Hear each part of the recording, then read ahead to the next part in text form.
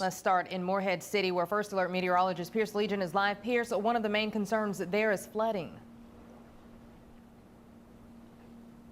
Yeah, guys, Matthew is rewriting the history books for several reasons, one of them being the wide swath of storm surge associated with it, and North Carolina could soon start feeling some of those effects.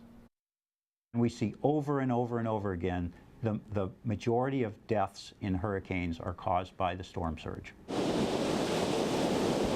As Hurricane Matthew turns up the southeast coast, the storm is creating an unprecedented amount of storm surge. The storm will hit areas where it's at high tide and areas where it's at low tide.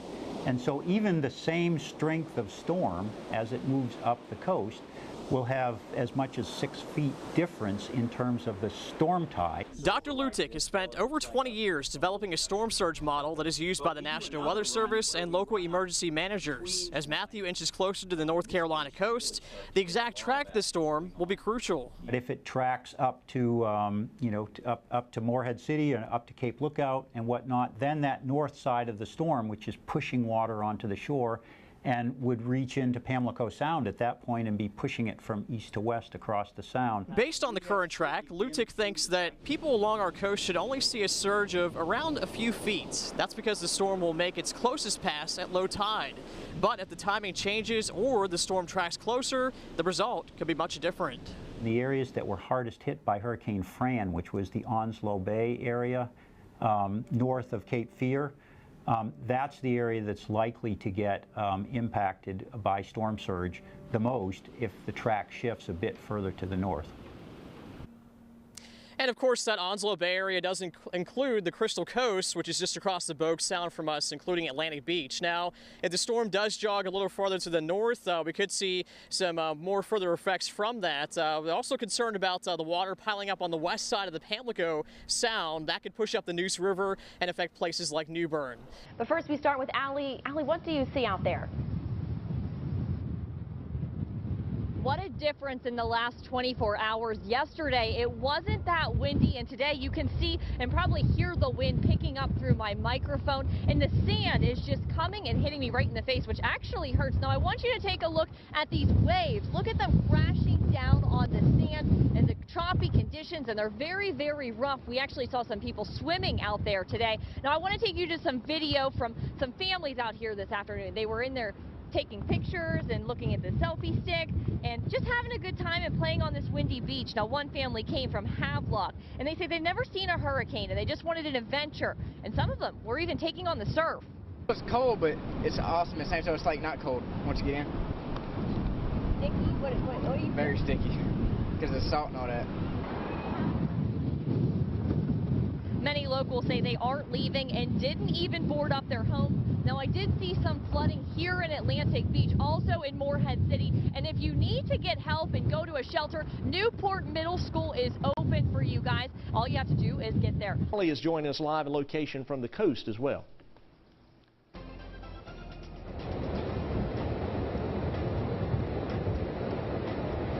Yeah, guys, I'm in front of Tony's Surf Shop, which is right here on Atlantic Beach, only a block away from the Hilton. Now, I want to show you some of the damage that was done from the sign. Now, I want you to take a look. This is the sign. Look how big it is compared to me. Another thing I want you to look at is the winds. They're not too heavy right now. You can see the palm trees moving, but it's not too heavy. At 6 o'clock, I told you that the winds were really picking up on the beach, but that's not the case right now. We'll have more coverage coming up tonight on 9 on Your Side at 10 and 11. We also followed crews repairing power lines all through Carteret County. Just take a look at this power line. It was hanging and dangling in the wind. Right now, the town of Atlantic Beach is under a state of emergency. ELC lineman Josh Byman says he's working around the clock. We got here at lunchtime. We'll work the rest of the day, all night, all day tomorrow, and then we'll sleep tomorrow night. The devastating aftermath of Matthew. This neighborhood and the Pitt and Beaufort County line is almost completely underwater. Water from Tranter's Creek has risen past the homes of these windows. You can see this truck almost completely submerged. Residents say Washington Fire and Rescue ordered a mandatory evacuation. One neighbor said this is the worst flooding he's seen since Hurricane Floyd. And of course, you see what's happened today. All this wasn't here until overnight. So everybody's losing everything out here. Those boats spent the day helping neighbors rescue pets and retrieve belongings. Officials say the water is expected to rise further before it begins to recede. Live now from the Tar River near a bridge that's recently shut down. Jessica.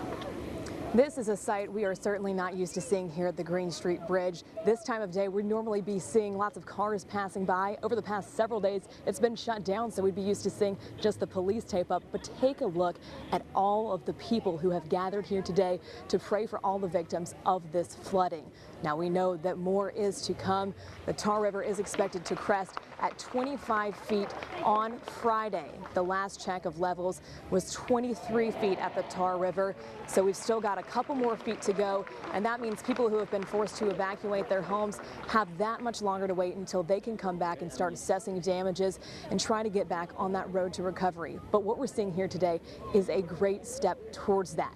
See all the hundreds of people gathered here. Truly a powerful ceremony with all these community members and pastors here to gather support for the community. Of course, a lot of you have been asking us how you can help, so we're out there gathering this information for you. We'll have that for you coming up tonight starting at 5. Live now and has the latest. Kelly.